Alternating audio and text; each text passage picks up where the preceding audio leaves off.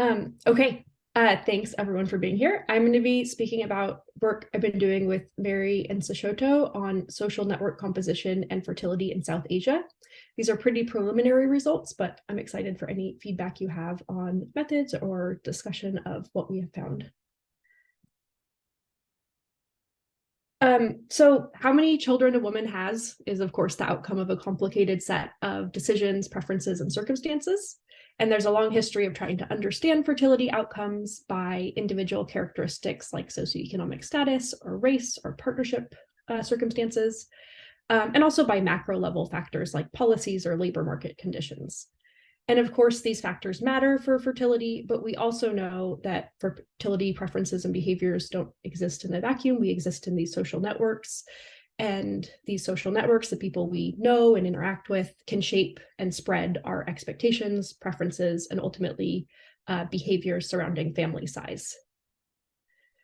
There are a lot of different ways or mechanisms that might link social network characteristics to fertility. I've listed some from the literature here. There's a longer list of proposed mechanisms in the literature. Some of these are overlapping, some of these are distinct. But for the purpose of this talk, I'm going to narrow it down to 3 mechanisms that we'll specifically interrogate. So the first 2 mechanisms that might link social network characteristics to fertility that we're going to look at fall into the category of social influence. The first of these is fertility preferences. So how many children does someone would they ideally like to have? And this could be influenced by the composition or the characteristics of your social network in a number of different ways. So for example, you could think about someone who has a really large social network, really filled with family, and that they might be someone who prefers to have a large family size because that's what they're used to or that's what they like. You could also consider the opposite. Maybe someone has a really small network, there's not much family in it, and maybe there's someone who prefers a smaller family size. So you could expect that who's in your network, their characteristics will affect your preferences and then ultimately your fertility. The next mechanism we consider, which also would go in the category of social influence, is social pressure. And by social pressure, we're referring to when someone conforms to someone else's fertility ideal, likely as a way of trying to fit into whatever group that influencer represents, whether that's a family group, a religious organization, coworkers, a social group, whatever. And so an example of social pressure might look like kind of the stereotype of in-laws pressuring daughter-in-laws to have babies. That's would be a way that like who's in your social network, having in-laws in your social network would be putting pressure on someone to have more babies than maybe they would prefer, and then resulting in higher fertility. That would be one example of a possible path from social network characteristics to fertility via pressure. And then finally, a third mechanism linking these might be social support. So here, just social support refers to the help you get from people in your network. And we could expect social support to be more or less common depending on the characteristics of your network. So having more people in your network might mean more support, or could mean more support but less intense. It could go any direction. Who's in your network might matter, so we could expect more kin-dense networks to be more supportive. We could also expect maybe people with more co-religionists in their network to have a lot of support if co-religionists provide more support than the average non-kin. And then this ultimately we expect to translate into fertility in one direction or another. And we know that the relationship between social support and fertility is complicated, with a basic economic evolutionary prediction of more support, higher fertility, but we know that this relationship is often confounded by need. So sometimes having more support actually might result in lower fertility. But that is the third mechanism we're looking at. And just to note, all of these mechanisms, of course, link to fertility through some sort of behavior, like contraception use or non-use, but we don't really explore that here. So I'm conveniently removing it from the conceptual diagram. But just so you know, we do know that that is there and it exists, but we're not focusing on it today. There's a lot of literature on social networks and fertility. A lot of that literature comes from sub-Saharan Africa and East Asia. And this literature primarily focuses on the uptake of contraception within networks in the wake of family planning programming and service implementation. And these studies consider how information about contraception and acceptability of contraception use has spread through social networks. Then there's also a large literature on social networks and fertility in the US and Europe. And this research is primarily motivated by attempts to understand the demographic transition. So how do we go from such high fertility to low fertility? Looking at how low fertility ideals might spread through social networks. And this research has focused on things like the diffusion of childlessness or birth postponement. And in contrast to this quite large literature in these other locations, there's really not a lot done on this in South Asia. So there's a bit of a gap in the literature here where we have underexplored social network effects on fertility in this context.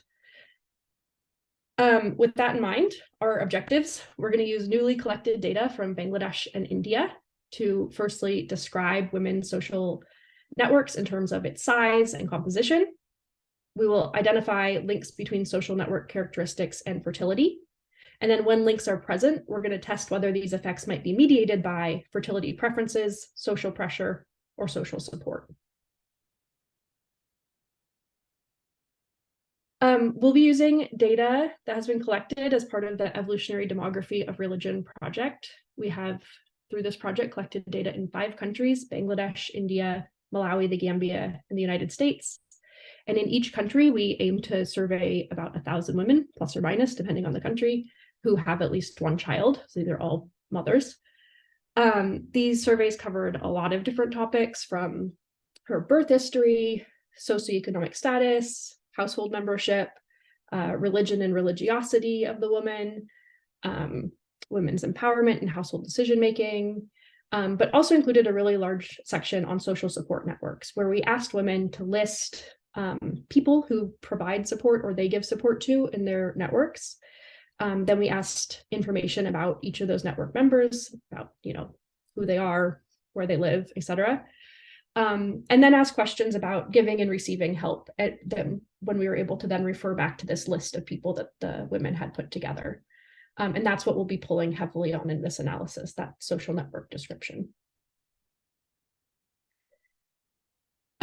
We'll be using data from 2 of the 5 countries that we collected data in as part of this project. The first site is MATLAB Bangladesh. This is a rural area, but is experiencing rapid market integration. Many residents in MATLAB participate in agriculture, but don't necessarily own the land that they farm. And most households also engage in wage labor in order to supplement their agriculture. Recent decades have seen a massive expansion both in wage labor, but also in labor migration out of MATLAB. So wage labor in MATLAB and labor migration out of MATLAB, including to abroad, to the Gulf states, where people then send money back home to MATLAB. Residents in MATLAB are primarily Muslim. It's about 89% Muslim, and the minority are Hindu. And people live patrilocally in baris, which are essentially clusters of households of mostly often related people, ranging from a size of maybe like 4 to 10 households, though sometimes baris can become quite big, like maybe 100 households, but most in the lower end. We'll also be using data from West Bengal, India. This is a majority Hindu population, about 65% Hindu. And then there are several other religions, but the majority minority religion would be Muslim. But you can see that the majority religion here, Hindu, is a bit less of a majority than in Bangladesh, where Muslims really make up almost 90% of the population. Like MATLAB, West Bengal, where we collected data, is rural but market integrating. Also like MATLAB, this area has a lot of agriculture, and wage labor is also common. But unlike MATLAB, there's way less labor migration out of West Bengal. This is also a patrilocal area. People also live in baris, so clusters of households of related individuals. And then again, in contrast to MATLAB, this is a more economically depressed area, and there are more social tensions generally, probably in relation to the economic depression. The sample we're going to use for this study is post-reproductive women, which we have defined as women either aged 45 and older, or who are currently under 45, are not currently pregnant, and don't want to have more children. And this resulted in a sample of just shy of 900 in each site in Bangladesh and India. So thinking then about how we're going to actually operationalize all this, we're returning to our conceptual diagram. I'm going to walk through each of these components and talk about how we measure these things. So for social network characteristics, what we've done is created counts of members who have certain characteristics within a woman's network that she's listed. And these fall into the categories of characteristics based on kinship, geographic proximity, emotional closeness, and religion or religiosity. So for kinship, you can see there's different highlighted groups. Both of those groups within each other are mutually exclusive categories, but not between each other. So we counted the number of people who are considered close kin, distant kin, and non-kin in women's networks. So that's one group. And then we have counting maternal grandparents and paternal grandparents within the network. And these are grandparents of women's children.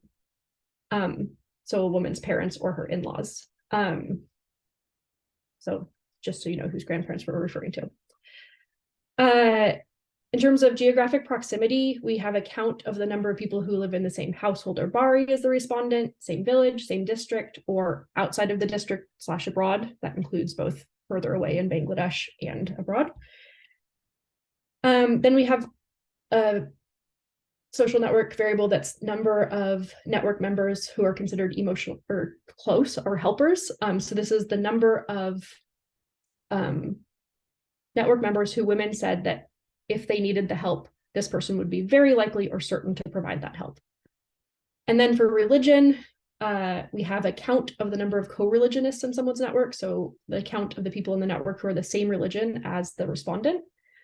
And then in terms of religiosity, we have 3 groups that are mutually exclusive within each other, where it's the number of social network members who women say are more, less, or the same religiousness as the respondent.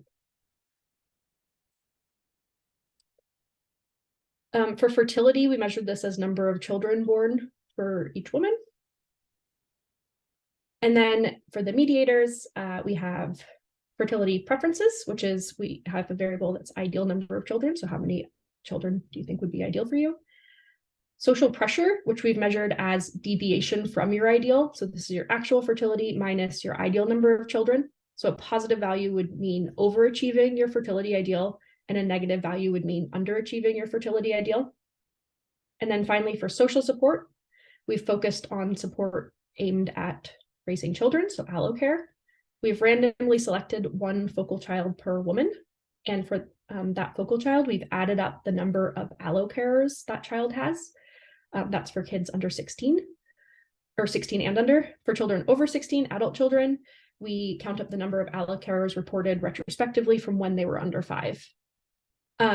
This value is then standardized within age groups of children to account for the fact that children of different ages need different amounts of support, but also due to differences in measuring number of allo carers between the 16 and unders and over 16s. Okay, and then thinking about what we did next, we ran a bunch of models where we had social network characteristics predicting fertility, sometimes accounting for mediators, sometimes not. And then we had all the mediators predicting fertility, and we had social network characteristics predicting the mediators. So when fertility was the outcome, I'm going to use a laser pointer. When fertility was our outcome, we ran 0 truncated Poisson models because there are no zeros, all women have at least 1 child. When fertility preferences was our outcome, we used a Poisson model. This is a count variable. And when social pressure or social support, that's deviation from ideal fertility and standardized count of allo carers. For those, we did linear regressions. All models controlled for women's age, her religion, her education, her husband's occupation, and number of smartphones in the household as a measure of like media exposure. And when models had social network characteristics as a predictor, then we also accounted for social network size of that woman. Okay, starting to look at some results.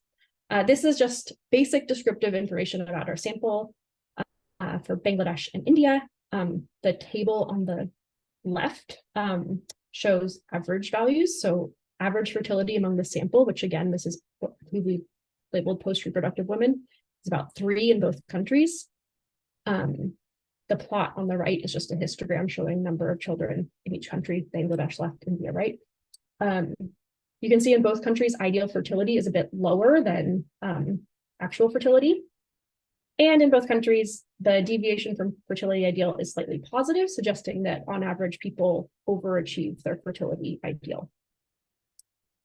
And then the average number of allocare is 4.4 in Bangladesh, 1.5 in India, but this should be interpreted in relation to the total average network size in each country. And you can see it's a lot bigger in Bangladesh than India. So average network size, that's the number of people, women listed as helpers or helpies in our network, it's about 11. Whereas it's only 3 in India. And we'll return to this later, but the short version is we suspect there's some truth in this, that networks are probably smaller in India, but also this might be a data collection methods issue in terms of how the data collection teams probed questions around social network. Okay, I'm now going to go through and show you descriptions of the sample by the social network characteristics. So starting with kinship, this shows the average number of people in women's networks in Bangladesh on the left and India on the right, who are close kin in blue, distant kin in red, and non-kin in green. And again, you can see from the y-axis, the numbers are quite different because of the difference in the average network size, but you can at least see the patterns here that in both countries, most of the people listed in women's social network were close kin, a lot fewer were non-kin, and then even fewer were distant kin. In terms of grandparents, again, grandparents of women's children, in Bangladesh, the average number of maternal grandparents listed as part of women's social networks was higher than paternal grandparents, and the opposite is true in India. So people more frequently listed paternal grandparents as in their network than maternal grandparents. In terms of geographic proximity to the respondent, this shows Bangladesh left, India right, the average number of members in the same household in blue, same village in red, district in green, and then further away abroad in orangey yellow. And in both Bangladesh and India, most people listed in the network live in the same household or bari as the respondent. And in India, there are fewer people the further away you get geographically, whereas in Bangladesh, we see that there's a lot more people who live further away than your village. And this probably has to do with the fact that labor migration is a lot more common in Bangladesh than in India. In MATLAB versus West Bengal, I should say. Then looking at helpers, so the average number of members of network who women said were very likely or certain to help in a time of need. That's in red, and I put this next to the average network size. So you can see in both countries, on average, there's a lot of helpers compared to the average network size, though it's slightly higher in Bangladesh than in India.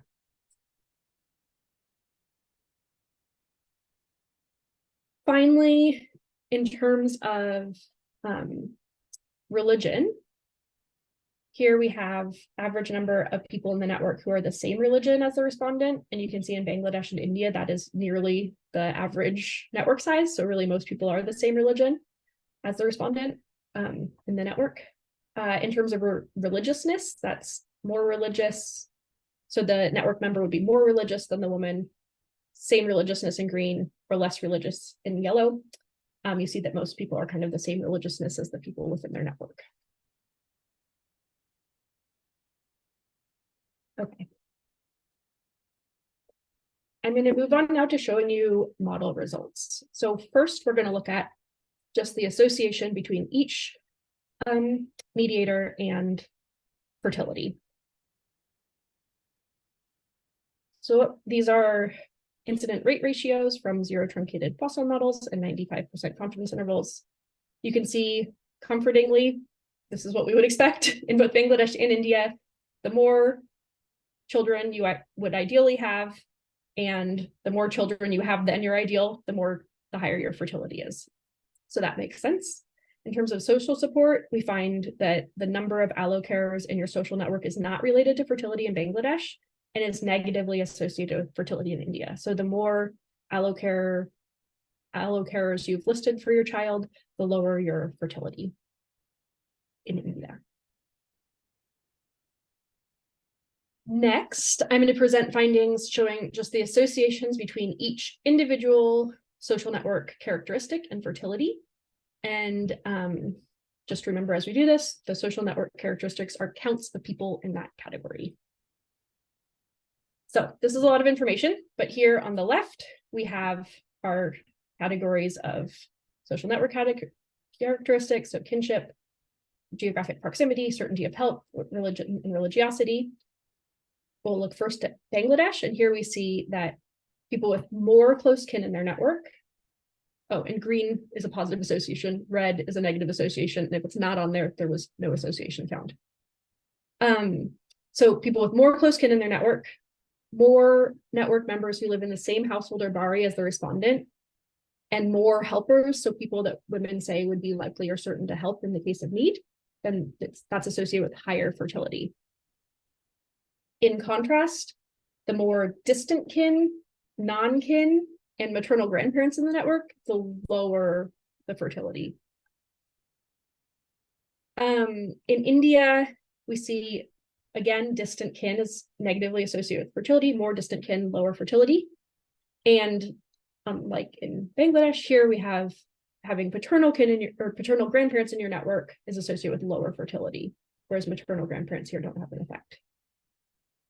And then just like in Bangladesh, we see having more helpers is positively associated with fertility, more people that you say you can rely on for help, the higher your fertility. And interestingly, in India, having more co-religionists, people of the same religion as you in your network is associated with higher fertility. So finally, I'm going to show you only for those social network characteristics where we found an associated with fertility. I'm going to go through those and look for evidence of mediation through these various possible mediators. So whether social network characteristics affect fertility via fertility preferences, social pressure, or social support.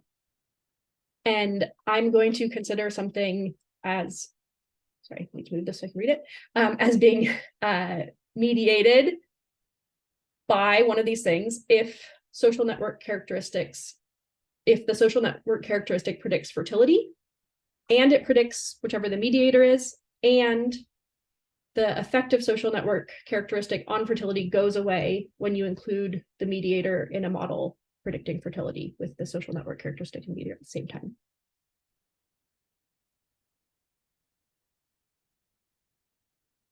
So returning to this big set of results, we'll start with close kin. So in Bangladesh, we found that having more close kin in your network is associated with higher fertility. So now I'm going to walk you through the steps I took to interpret it as being mediated by one of the mediators or not. So I'm going to show you a series of graphs that are predicted outcomes by number of close kin. So number of close kin is on the x-axis in every graph I'm going to show you on this slide. And a red star by the graph just represents a significant, by traditional levels of statistical significance, relationship between number of close kin and whatever the outcome is. So this first graph here shows the relationship between number of close kin in your network and predicted number of children. And so you can see that the more close kin in your network, the higher the predicted number of children is, the more children you're predicted to have. So next, on the right-hand side, I'm going to show you three graphs that are the relationships between number of close kin in network and each of the mediators as an outcome. So here on the top right, you can see that number of close kin in your network is positively associated with predicted ideal fertility. So you would like to have more, you are more likely to want more children if there are more close kin in your network. It looks like a similar relationship with social pressure. So this is having more children than your ideal, but this is not a significant relationship. And we find that for social support, the more close kin in your network, the more allocarers you have for your child. So then finally, I'm going to return to the right-hand side where I'm going to show three graphs, which are again the relationship between number of close kin in network and predicted number of children, but in each graph, it's going to be that model, but accounting for each mediator individually in each model. So here on the top right, we have number of close kin, predicting number of children, accounting for ideal number of children. And you can see that the effect of close kin on fertility does not go away when we account for ideal number of children. Same for social pressure, same for social support. So in this case, we interpret these that the relationship between number of close kin and fertility is not mediated by any of these things, even though it is independently related to ideal number of children and social support. The effect of close kin on fertility doesn't seem to be via these things. So I've added that to our results. So close kin, not mediated. From here on, I'm only going to show graphs for things where there is mediation. Otherwise, we could be here for a really long time.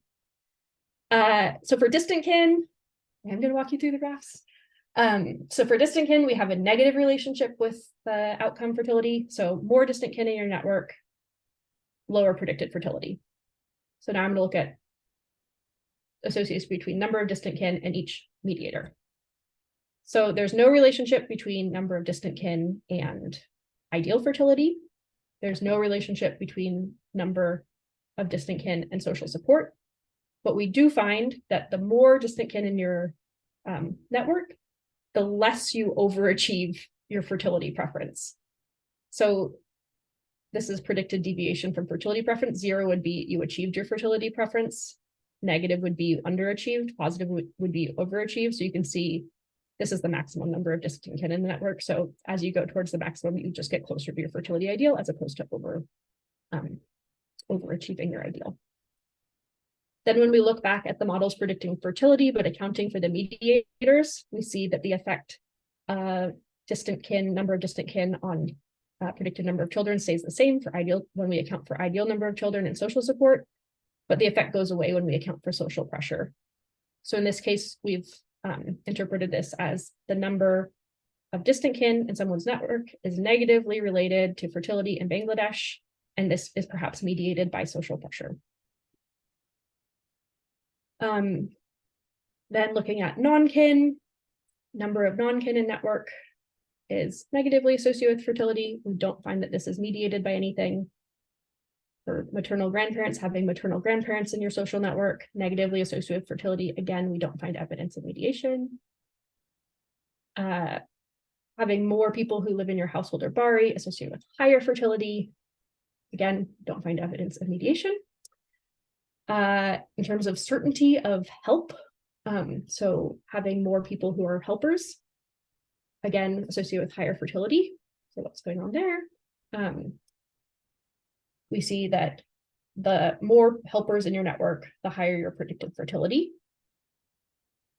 Having more helpers in your network is associated with higher fertility ideal. So you would prefer to have your ideal fertility is higher when you have more helpers in your network. But interestingly, you get less social support, at least in terms of allocare. So more people you say, yeah, they would help me when I need it, you're actually having fewer allocarers. So maybe they're helping in other ways, or maybe you just haven't put them to the test yet. I don't know. And then there's no association with social pressure.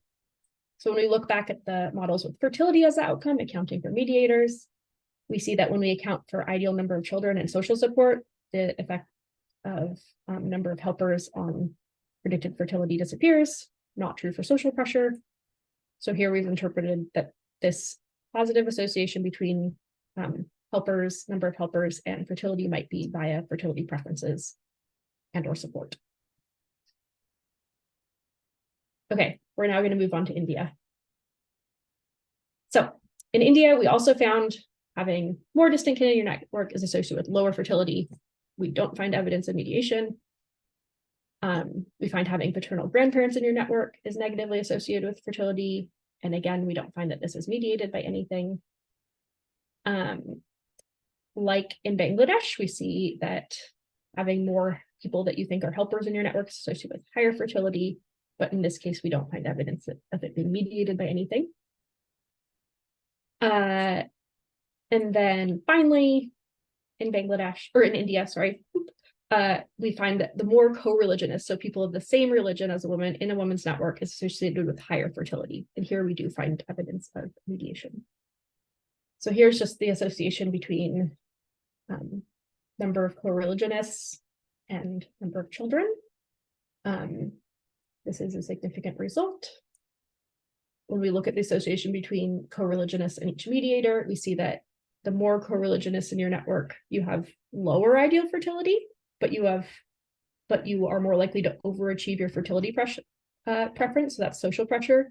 So 0 is you achieved your fertility preference. A positive value is overachieving. So the more co-religionists you have, the more likely you are to overachieve your fertility preference. And then there's no relationship between number of co-religionists and number of allocators, our social support variable. When we then go back to our fertility outcome models, we see the relationship between number of co-religionists and predicted number of children when accounting for ideal number of children and social support remains. But when we account for social pressure, that's deviation from your fertility ideal, the effect goes away. So we interpret this as the positive association between number of co-religionists and fertility might be mediated by social pressure in India.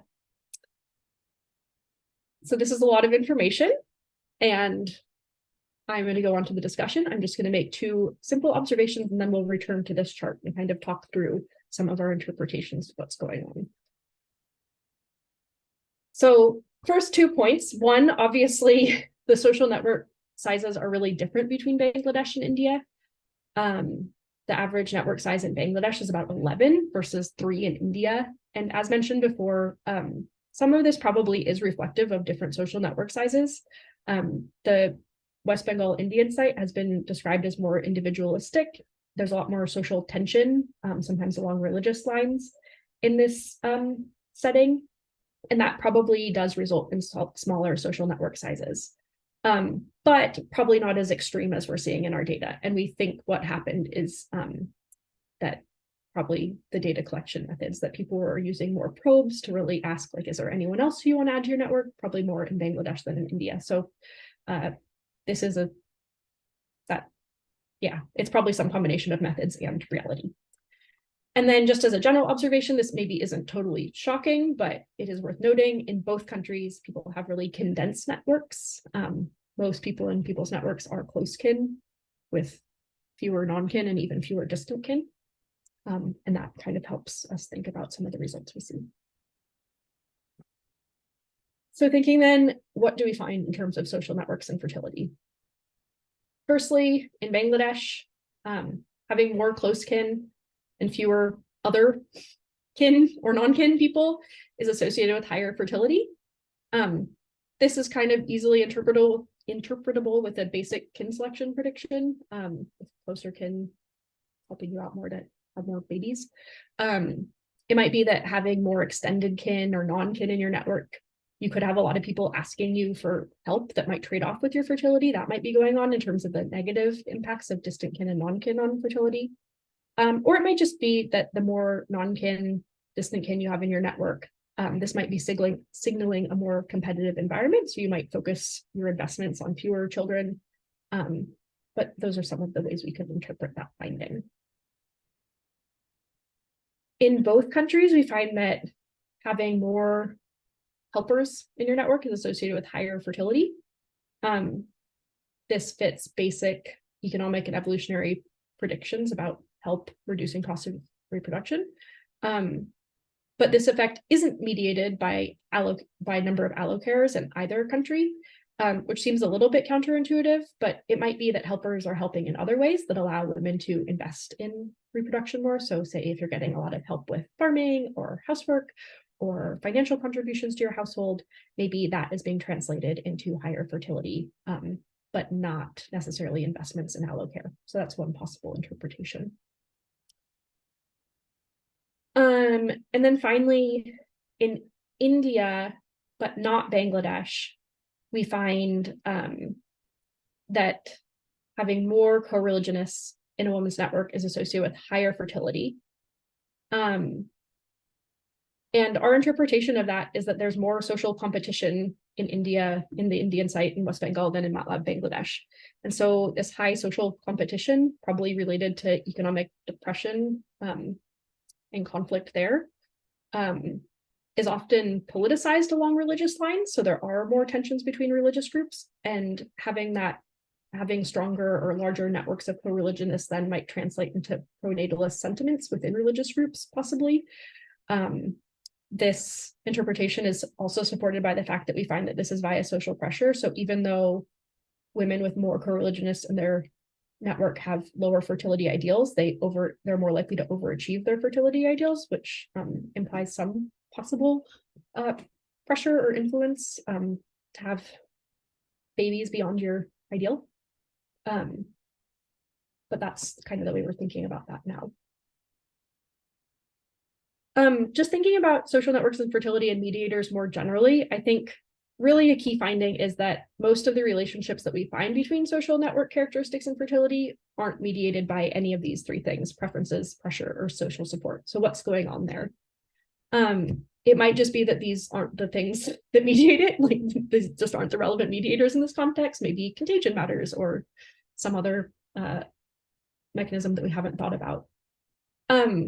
It might also be how we measured these things. Like I discussed a little bit about social support. This was measured as number of allocarers, standardized by age of child, but maybe it's more relevant to think about the help you receive in other areas of your life. So help with farming or financial support or help with housework or just emotional help support. So that might be something to explore moving forward. Is there a more relevant social support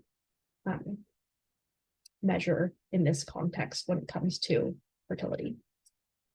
Kind of excitingly, we do have focus group data that is currently being translated that hopefully will help shed some light on our interpretations thus far, whether our interpretations are on track or maybe helping us identify some alternative hypotheses about what might be going on here with the relationships we do see between social network members and fertility. We do find that social pressure mediates relationships in Bangladesh and India. In Bangladesh, it mediates relationships between fertility and number of distant kin. In India, the relationship between fertility and number of co-religionists.